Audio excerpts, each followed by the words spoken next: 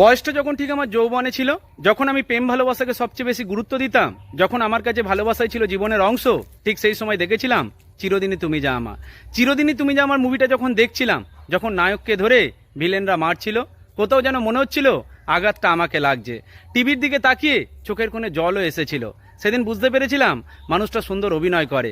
তারপর থেকেই একটু একটু করে ভালো লাগা শুরু হয়। দেখো, এই সিনেমা জগতের অভিনেতাদেরকে আমরা কিন্তু ভালোবাসি, আমাদের সাথে রক্তের সম্পর্ক নেই, তবু আমরা মনে করি ওদের অভিনয়টা আমাদেরকে আপন করেছে। আর সেই অভিনয় জগতের কেউ যখন হঠাৎ করে হারিয়ে যায়, তখন আমাদেরও কষ্ট হয়। ঠিক এভাবেই ভাগ্যের পরিহাসে আমাদের ছেড়ে চলে গেল রাহুল বন্দ্যোপাধ্যায়।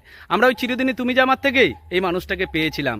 দিনের পর দিন একটু একটু করে আমাদের মন জয় করে নিয়েছিল, কিন্তু ভাগ্যের নির্মম পরিহাসে আমাদের ছেড়ে চলে গেল। আমাদের কষ্ট বুকেই রয়ে গেল।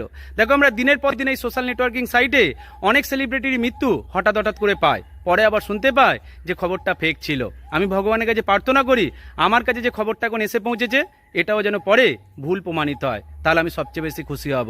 আর মানুষটা যদি সত্যি গিয়ে থাকে, তাহলে আমি ভগবানের কাছে প্রার্থনা করব যেন সুন্দর একটা জায়গায় যেতে পারে। ভাগ্যের পরিহাসে চলে যাওয়া মানুষটা যেন ঈশ্বরের কাছে স্থান পায়, যেন ভালো থাকতে পারে। ভালো থাকবেন প্রত্যেকে।